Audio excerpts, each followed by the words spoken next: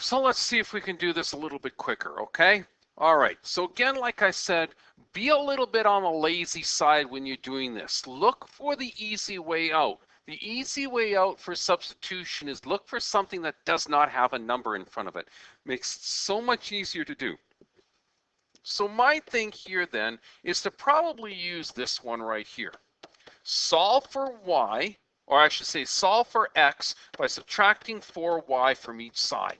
And look what you've got. You've got this cancels out, leaving you x equals 2. I've got minus 4y plus 6.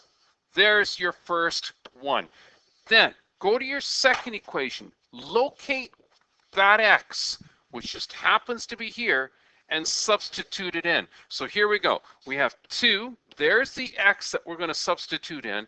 Minus 3y equals to 1. So I'm going to take this guy right here. I'm going to substitute it in right there.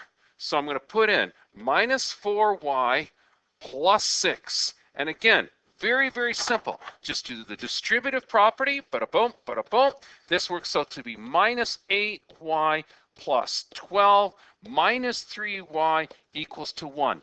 Combine like terms, so I'm going to take the minus 8y and minus 3y, and I look at that. I'm going to get minus 11y plus 12 equals to 1. Subtract the 12 from both sides. Look what I end up getting. That cancels, giving you minus 11y equals to minus 11. Divide each side by this, and look what you got. Y equals to 1. What a pretty number. Now, what do I do with that y equals to 1? Simple. Go back to my originals. There's my original. I won't even use these guys. I'm going to use this guy that I manipulated already. I know that this is x equals to minus 4y plus 6 because I want to solve for x now. I know y equals to 1. So substitute it in again. Minus 4, there's the y that equals to 1 that we just figured out a few seconds ago.